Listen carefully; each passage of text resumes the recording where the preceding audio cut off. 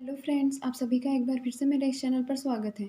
आज हम डिस्कस करेंगे क्लास 8 की बुक फर्स्ट हनी ड्यू का chapter 7 a visit to Cambridge. तो चलिए शुरू करते हैं इसके बारे में पढ़ना। Before you read, this is the story of a meeting between two extraordinary people, both of them disabled और differently abled as we now say. यह कहानी दो असाधारण व्यक्तियों के मिलन के बारे में है जो कि डिसएबल्ड है या हम कह सकते हैं कि अपंग हैं। Stephen Hawking is one of the greatest scientist of your time. इनमें से जो एक व्यक्ति है वह है स्टीफन हॉकिंग, जो कि अपने समय के एक बहुत ही महान वैज्ञानिक है। He suffers from a paralysis that confines him to a wheelchair. वह पैरालिसिस की एक बीमारी से गुजर रहे हैं जिससे उनको अपनी जो लाइफ है वह व्हील चेयर पर ही गुजारनी पड़ेगी। And allow him to speak only by punching button on a computer which speak from him in a machine like voice.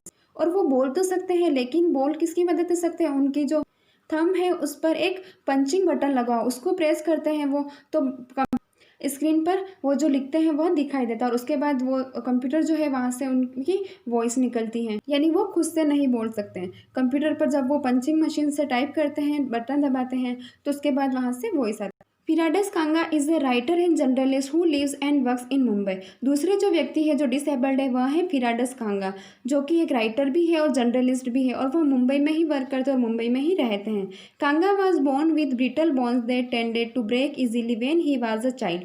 कांगा जो है वह एक बहुत ही खतरनाक बीमारी के साथ पैदा हुए। उनकी जो बीमारी थी वह थी ब्रिटल बोन्स की, यानी उनकी जो हड्डियाँ थी वह बहुत ही कमज़ोर थी, और जब वह बचपन में खेला करते थे या कूदा करते थे तो उनकी जो हड्डियाँ थी वह इजीली टूट जाया करती थी। Like Hawking Kanga move around in a wheel chair, और इसीलिए कांगा की भी जो लाइफ है वह भी इस व्हील चेयर के अराउंड ही घूमती, यानी कांगा भी व्हील चेयर पर बैठकर ही चलते हैं। The two great man exchange thought on what it means to life in a wheelchair. जब दो महान व्यक्ति अपने विचार एक दूसरे के साथ एक्सचेंज करते बदलते हैं तो वो बताते हैं कि कितना मुश्किल है कि व्हील चेयर पर अपनी लाइफ को गुजारना, and on how to so called normal people react to the disabled.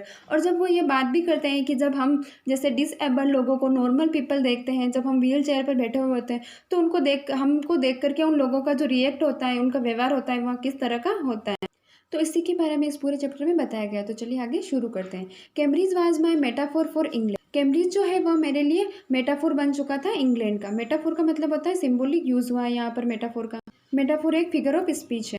Symbol का मतलब है कि वो चीज़ वैसी नहीं होती है लेकिन उसको वैसे के लिए यूज़ किया जाता है। तो यहाँ पर राइटर कहता है कि जब मैं कैम्ब्रिज जाता था तो मुझे ऐसा लगता था कि जैसे मैं इंग्लैंड में ही हूँ, and it was strength that when I felt it was become all together something else. और आगे ऑथर कहता है कि यह बहुत ही विचित्र था, जब मैं कैम्ब्रिज छोड़ करके जा रहा था तो मुझे ऐसे लगा कि मैं पूरी तरह से बदल चुका हूँ, मेरे अंदर बहुत ज़्यादा बदलाव आ चुका है। बिकॉज क्योंकि I had met Stephen Hawking there, क्योंकि मैं वहाँ पर मैं स्टीफन हॉकिंग से मिला था। It was on a walking tour through Cambridge that the guide mention Stephen Hawking. जब मैं कैम्ब्रिज यूनिवर्सिटी में गया तो वहाँ का जो गाइड था वह मुझे कैम्ब्रिज यूनिवर्सिटी घुमा रहा था, तभी उसने मुझे मेंशन किया, यानी जिक्र किया किसके बारे में? स्टीफन हॉकिंग के बारे में। और उसने मुझे बताया poor man who is quite disabled now. बेचारा गरीब व्यक्ति अभी डिसेबल्ड है, यहाँ अपंग है। Though he is a worthy successor to Isaac Newton. लेकिन फिर भी यह एक सक्सेसर है, उत्तराधिकारी है किसका? इसाक न्यूटन का। इसाक न्यूटन जो थे वह एक बहुत ही फेमस साइंटिस्ट थे। Whose chair he has at the university, और उनकी जो चेयर है इस यूनिवर्सिटी में, उसी चेयर के सक्सेसर कौन है? Stephen Hawking. And I started because I had quite forgotten that this most brilliant and completely paralyzed astrophysicist। Astrophysicist का मतलब होता है वो व्यक्ति जो कि स्टार्स की और प्लैनेट्स की डिस्कवरी करता है। तो ऑथर कहते हैं कि मैं अब आगे बढ़ा चलता हूँ क्योंकि मैं कुछ समय के लिए भूल गया था कि यह जो ब्रिलियंट और कम्प्लीटली पैरालाइज्ड एस्ट्रोफिजिस्ट जो है, the author of a brief history of time, one of the biggest best seller ever lived here. तो ऑथर कहता है यहाँ पर कि मैं कुछ समय के लिए भूल ही गया था कि यह जो कम्प्लीटली पैरालाइज एस्ट्रोफिजिस्ट जो है स्टीफन हॉकिंग्स, वह एक राइटर भी है, और उनकी जो बुक है a brief history of time, उनकी बुक का नाम है, और वहाँ इस समय की सबसे ज़्यादा सेल होने वाली बुक है। When the walking tours was done, जब हमारा वॉकिंग टूर जो था वह कंप्लीट हो गया, I rush to a phone booth and almost tearing the code to so it could reach to me out. तो राइटर कहते हैं कि जब हमारा जो टूर था घूमने का वह ख़त्म हो गया तो मैं दौड़ करके और फ़ोन बूथ की तरफ भागा, और मैं भागा और उस फ़ोन बूथ को इस तरह से जा करके पकड़ा जैसे कि जो मुझे ऐसा लग रहा था कि जैसे जो कोड है वह बाहर निकल आए। फोन्ड स्टीफन हॉकिंग हाउस, मैंने उस बूथ में जाकर के और स्टीफन हॉकिंग के हाउस पर फ़ोन लगाया, यानी उनके घर पर फ़ोन किया। There was his assistant on the line, और जब उन्होंने फ़ोन किया तो लाइन पर कौन था? उनका असिस्टेंट था, यानी स्टीफन हॉकिंग के असिस्टेंट ने उनका फ़ोन रिसीव किया। And I told him I had come in a wheelchair from India. Perhaps he thought I had propelled myself all the way to write about my travels in Britain. तो जैसे ही उसने phone उठाया तो मैंने उससे कहा कि मैं इंडिया से व्हील चेयर पर आया हूँ यहाँ पर, और मैं यहाँ पर आया हूँ तो अपनी ट्रैवल, अपनी यात्रा के बारे में लिखना चाहता हूँ। Perhaps he thought I propelled myself all the way. तो इसका मतलब है कि राइटर कहते हैं कि वो जो स्टीफन हॉकिंग्स का जो असिस्टेंट था उसको मैंने बोला कि मैं इंडिया से व्हील चेयर पर आया हूँ, तो वो अपने मन में ये सोच रहा होगा कि मैं तो व्हील चेयर से ही चल करके और इंडिया से यहाँ पर आया हूँ। तो ऑथर अपने मन में ये सारी बातें सोच रहे होते हैं कि असिस्टेंट को ऐसा लगा होगा कि मैं इंडिया से व्हील चेयर पर चल करके यहाँ आया। I had to see professor Hawking, even 10 minutes would do. तो राइटर कहते हैं कि मुझे प्रोफेसर हॉकिंग से मिलना है, और अगर आप मुझे मिलने दो तो कम से कम मुझे 10 मिनट ही उनसे मिलने दो, लेकिन मुझे उनसे मिलना है। Half an hour he said, वह कहता है कि मैं आपको आधा घंटा मिलने दूंगा। फ्रॉम 3:30 to 4, यानी 3:30 से 4। And suddenly I felt weak all over, और अचानक से जैसे ही उसने मुझे कहा कि मैं तुम्हें मिलने दूंगा आधे घंटे के लिए 3:30 से 4, तो मैं अचानक से वीक फील करने लगा, कमज़ोर फील करने लगा। ग्रोइंग अप डिसएबल्ड, क्योंकि मैं जिस व्यक्ति से मिलने जा रहा था वह भी ग्रोइंग हुआ था, यानी बड़ा हुआ था, एक डिसेबल्ड लाइफ जीकर ही। You get fed up with people asking you to be brave, क्योंकि आप जब डिसेबल होते हो और आप जब बड़े होते हो तो लोग आपको कहते रहते हैं कि बी ब्रेव, यानी बहादुर बनो। As if you have a courage account on you are too lazy to draw a cheque, और लोग आपको कहते रहे थे कि आप बहादुर बनो और करेजी बनो, यानी साहस रखो। तो वह कहता है यहाँ पर राइटर कि लोग ऐसे बातें करते हैं जैसे कि साहस जो है वह हमारे अकाउंट में ही भरा पड़ा हुआ है, और हमें हमारे अकाउंट से चेक काटने में भी आलस आ रहा है और साहस को बाहर निकालने में भी आलस आ रहा है। The only thing that makes you stronger is seeing somebody like you. हाँ, एक ऐसी चीज़ है जो आपको स्ट्रॉन्ग बना सकती है जब आप अपने जैसे ही किसी व्यक्ति को देखते हो। अचीविंग समथिंग ह्यूज, जिसने कि आपके जैसे होकर ही कुछ बहुत बड़ा हासिल कर रखा हो, अचीव कर रखा हो। Then you know how much is possible and you reach out further than you ever thoughts you could. तो ऑथर कहता है कि जब आप उस इंसान से मिलते हो जो आपके जैसा ही है, डिसेबल है, और आपसे भी बहुत ज़्यादा अचीव कर रखा है उसने और सक्सेसफुल है, और तभी आपको पता चलना है कि हाउ इज़ पॉसिबल, यानी कितना करना पॉसिबल है और कितना मैं भी कर सकता हूँ, और इस तरह से आप आगे बढ़ भी जाते हो, और जितना आपने सोचा भी नहीं होगा उतना आप आगे बढ़ जाते हो जब आप अपने जैसे ही किसी व्यक्ति को देखते हो जो कि आपके जैसा ही है लेकिन उसने आपसे बहुत ज़्यादा अचीव कर लिया। जब आप उस व्यक्ति से मिलते हो तो आप उससे भी आगे बढ़ सकते हो। I haven't been brave said his disembodied computer voice the next after. जब अगली दोपहर को फेराडस कांगा, जो हमारे राइटर हैं, वह स्टीफन हॉकिंग से मिलने जाते हैं तो स्टीफन हॉकिंग कहते हैं कि मैं कभी भी ब्रेव नहीं रहा।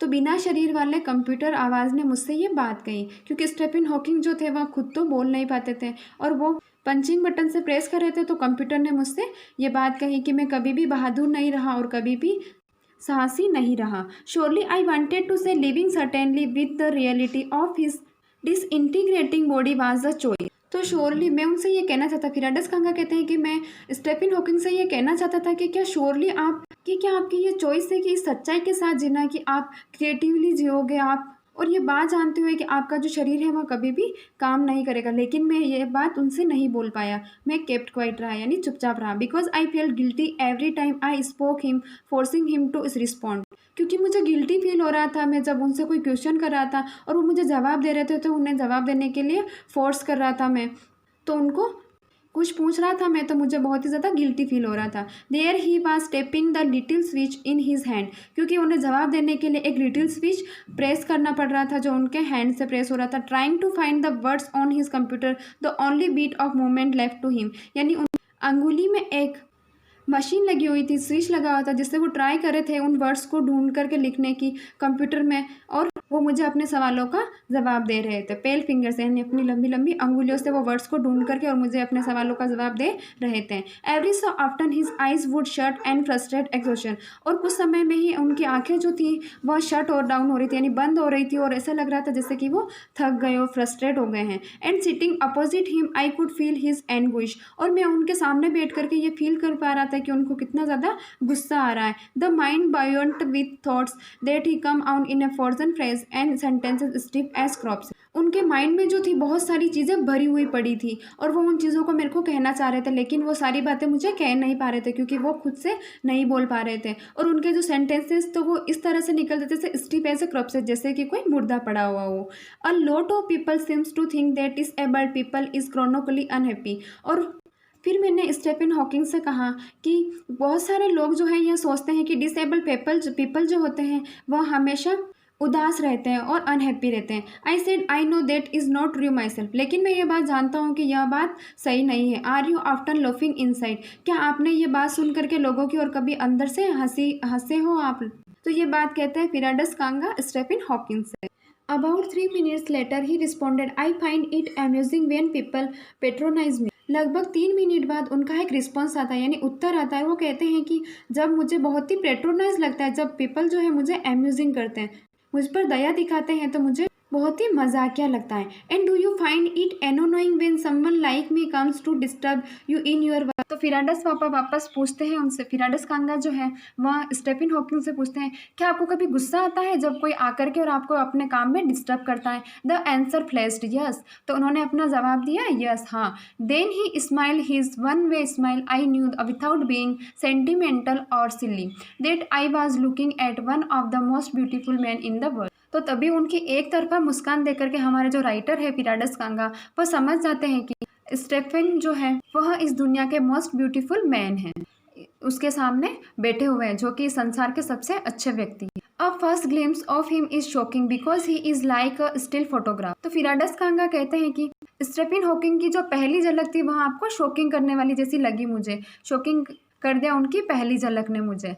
उनकी पहली झलक ऐसी थी स्टिल फोटोग्राफ, जैसे कि कोई शांत फोटो पड़ी हुई हो। As if all those pictures of him in a magazines and newspaper have turn 3 dimension. और जैसे कि उनकी जो फर्स्ट ग्लिम्स थी मेरे लिए वो ऐसे थी जैसे उनकी सारी पेपर जो न्यूज़पेपर और मैगजीन्स में छपा करती थी वो 3D बन गई हो, उस तरह के ही स्टीफन हॉकिंग्स लग रहे थे। Then you see the head twisted sideways into a slumps, the torso shrunk inside the pale blue shirt। और जब आप उनको बाहरी अपीयरेंस से देखोगे तो उनका जो सर है वह मुड़ा हुआ है बगल की तरफ अपने कंधों पर, और उनकी बाहरी जो बॉडी है वह बिल्कुल सिकुड़ गई है या सिकुड़ गई है, जैसे कि एक पेल ब्लू शर्ट हो, यानी सूखी पड़ी हुई एक ब्लू शर्ट की तरह। द वेस्टेड लेग्स, उनके जो लेग्स है वह भी वेस्टेड है, कुछ काम के नहीं है। You look at his eyes which can speak still. और जब आप उनकी आंखों को लगातार देखते रहोगे तो आपको ऐसा लगेगा कि उनकी आंखें भी आपसे बातें करना चाहती है लगातार।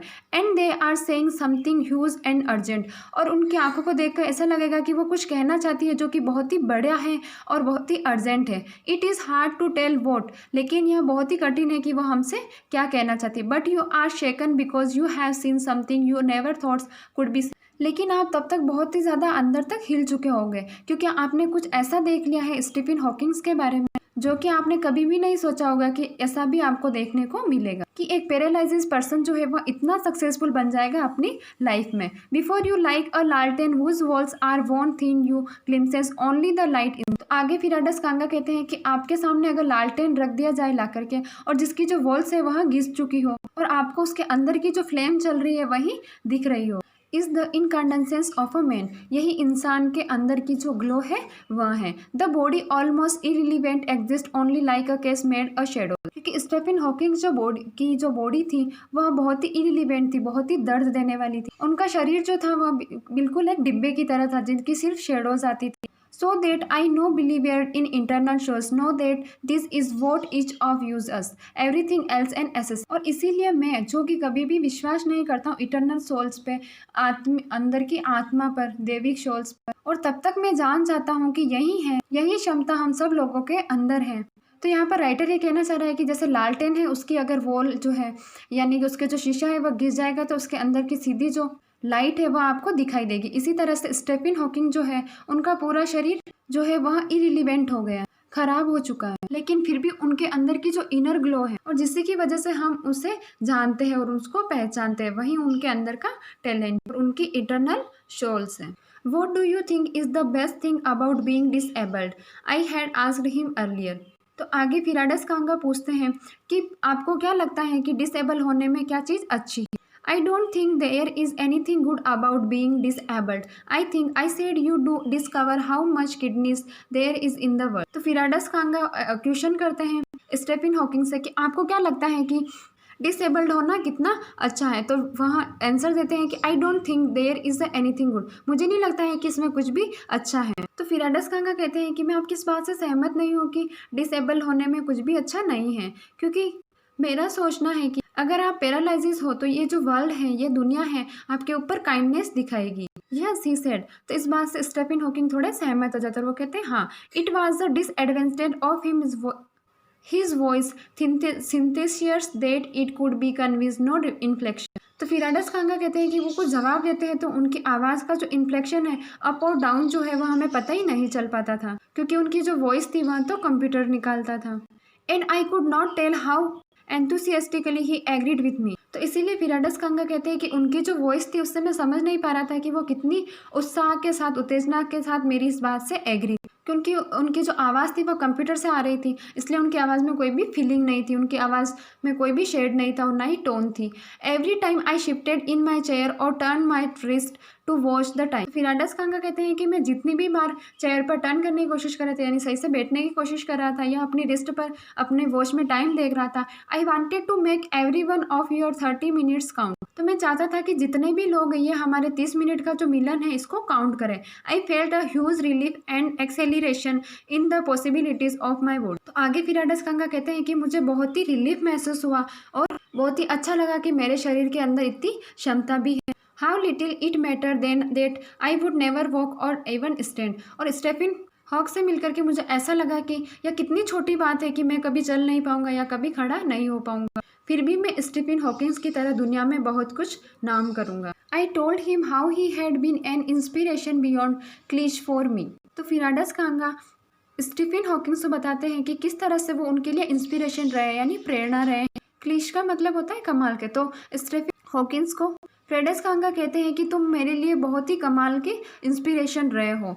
And surely for others did that thoughts help. और श्योरली बाकी मेरे जैसे और दूसरे लोग हैं उनके लिए भी क्या ये सोच स्टीफन हॉकिंस को मदद करती है? No he said and I thought how foolish I was to ask. Firdaus Kanga कहते हैं कि नहीं, यह सही नहीं है। जब मैंने उनसे ये पूछ लिया है और मैं बहुत ही फुलिश हूँ, यानी कि मूर्ख हूँ, जब मैंने उनसे ये बात पूछी कि when your body is a claustrophobic room and the walls are growing narrow day by day. Claustrophobic room का मतलब होता है ऐसा शरीर जिसमें दम घुटता। तो फिराडस खांगा स्टीफन हॉकिंग से कहते हैं कि आपका जो रूम है वह क्लॉस्ट्रोफोबिक रूम बन गया, ऐसा रूम बन गया है जिसमें आपकी जो दम है वह घुट रहा है और दिन ब दिन आपकी जो दीवारें हैं वह नैरो होती जा रही है, यानी कम होती जा रही है। It doesn't do much good to know that there are people outside smiling with admiration to see you breathing still। और ये जानकर कि ऐसे लोग भी हैं बाहर जो कि आप पर हंस रहे हैं और आपका हौसला बुलंद कर रहे हैं, केवल आपको जिंदा रखने के लिए और आपको सांस लेते हुए देखने के लिए। तो स्टीफन हॉकिंस कहते हैं कि यह बिल्कुल भी सही नहीं है और यह मुझे बिल्कुल भी प्रेरणा नहीं देता। Is there any advice you can give disabled people. तो फिर फिराडस खांगा कहते हैं स्टीफन हॉकिंस को कि आपकी कुछ ऐसी एडवाइस या सलाह है जो आप डिसेबल लोगों को देना चाहते हो। Something that might help make life better. कुछ ऐसी सलाह जो उन लोगों की भी लाइफ को बेटर बना दे। They should concentrate on what they are good at. तो वो कहते हैं कि स्टीफन हॉकिंस को उनको कॉन्सेंट्रेट करना चाहिए उस चीज़ पर जिसमें वो अच्छे हो। I think like the disabled Olympics are a waste of. और मेरा सोचना है कि डिसेबल लोगों का जो ओलंपिक्स होता है वह टाइम का वेस्ट है, यानी टाइम वेस्ट करने जैसा ही है। I know what you mean. I remember the years I had spend trying to play a Spanish guitar considerably large than I was and how gleefully I had unstring it one night. तो तभी तुरंत ही फिराडस खांगा कहते हैं कि मैं समझ गया हूँ कि आपका क्या मतलब है। तो फिराडस खांगा रिमेंबर करते हैं कि कुछ समय पहले वो भी प्रैक्टिस कर रहे थे स्पेनिश गिटार को बजाने। वो स्पेनिश गिटार जो था वह उनकी हाइट से भी बड़ा था और जब वो उससे नहीं सीख पाए, उसे बजा नहीं पाए, तो उन्होंने खुशी खुशी उस गिटार को तोड़ दिया। The half hour was up. आधा घंटा जो था वह पूरा हो चुका था। I think I have annoyed the enough I said grinning thank you for. तो फिराडस खांगा वापस स्टीफन हॉकिंग से कहते हैं कि मुझे लगता है कि मैंने आपको बहुत ज़्यादा परेशान कर दिया है। और आगे वो कहते हैं थैंक यू फॉर। तुरंत ऐसा बोलते ही स्टे आई वेटेड। तो ऐसा बोलते ही उनको फिराडस खांगा को स्टीफन हॉकिंस कहते हैं कि स्टे रुको। ऐसा बोलते ही उनके मैं वेट करने लगा। Have some tea. क्या तुम कुछ चाय पीना पसंद करोगे? I can show you the garden. तुम चाय पी लो, तब तक मैं तुम्हें थोड़ा गार्डन दिखा देता हूँ। The garden was a big as a park, but Stephen Hawking covered every inch rambling along in his motorised wheelchair while I dodged to keep out of the way. तो Stephen Hawkins का जो garden था वह भी बहुत ही बड़ा था, ऐसा बड़ा था जैसे कि कोई पार्क हो। लेकिन फिर भी फिराडस कांगा को स्टेफन हॉकिंग्स ने गार्डन का एक एक इंच उनको व्हील चेयर पर घूमते हुए दिखाया। We could not talk very much, the sun made him silent. तो फिराडस खांगा कहते हैं कि हम ज़्यादा बात नहीं कर पाए बाहर, क्योंकि जो सन की जो रोशनी थी वह कंप्यूटर स्क्रीन पर पड़ रही थी, तो उस पर जो वर्ड दिखाई लिखे हुए थे वो मुझे कम्प्लीटली दिखाई नहीं दे रहे। The letters on his screen disappearing in the glare, यानी उस सन की जो चमक थी उसकी वजह से कंप्यूटर स्क्रीन पर जो वर्ड्स थे वह गायब हो रहे थे, मुझे क्लियर नहीं दिखाई दे रहे थे। An hour later we were ready to leave. 1 घंटे के बाद की बात है, जब हम जाने के लिए तैयारी थे, हम जोड़ वहां से छोड़ करके जाने ही वाले थे। I did not know what to do, मैं जान नहीं पा रहा था कि मैं क्या करूं। आई कुड नॉट किस हिम और क्राई। तो फिर अडस खांगा कहते हैं कि मैं उनको किस भी नहीं कर सकता था और ना ही उनको गले मिलकर के और रो सकता था। आई touched his shoulder and wheeled out into the summer evening, और इसी ने मैंने उनके शोल्डर को टच किया और अपनी व्हील चेयर को लेकर के और समर इवनिंग में बाहर चला गया। I looked back and I knew he was waving, मैंने पीछे मुड़ करके देखा, मुझे ऐसा लग रहा था कि जैसे वो मुझे वेव कर रहे हो। ऐसा पॉसिबल तो नहीं होता है क्योंकि उनके हाथ पैर कुछ भी मूव नहीं करते हैं, लेकिन फिराडस कांगा को लगता है कि मैंने जब पीछे मुड़ करके देखा तो वो जो थे स्टेफन हॉकिंग्स वो मुझे वेविंग कर रहे थे। Though he was not watching him an embodiment of my bravest barest self. तो फिराडस कांगा कहते हैं कि उनको देखकर मेरे शरीर के अंदर एक ऐसा इम्बॉडी, बस ऐसा बहादुर इंसान जग उठा। That one I was moving to, यानी जब मैं उनसे मिलकर के बाहर निकला तो मेरा जो इम्बॉडीमेंट था वह पूरा चेंज हो चुका था और मैं ब्रेवेस्ट बन चुका था, बहुत ही बहादुर बन चुका था, मेरे अंदर पूरा चेंजेस आ चुका था। The one I had believed in for so many years all, और अब मैं वो बन चुका था जो कि आज तक मैं वेट करता रहा इतने सालों के, और मुझे बिलीव था कि कभी ना कभी मैं वो बन जाऊंगा। Alone I knew that my journey was over for now. Stephen Hawkins को लगता है फिराडस कांगा से मिलकर फिराडस कांगा को लगता है स्टेफन हॉकिंस से मिलकर कि मुझे अब वो सब कुछ मिल गया है जो मैं पाना चाहता था और मेरी जर्नी कंप्लीट हो गई या फिर ओवर हो गई है, ख़त्म हो गई है, फॉर नाउ, अभी के लिए है। इस कहानी के राइटर है फिराडस कांगा। फ्रॉम हेवन ऑन व्हील्स, ये फ्रॉम हेवन ऑन व्हील्स से ली गई है ये इंटरेस्टिंग स्टोरी। आई होप आप सभी को स्टोरी समझ आई होगी।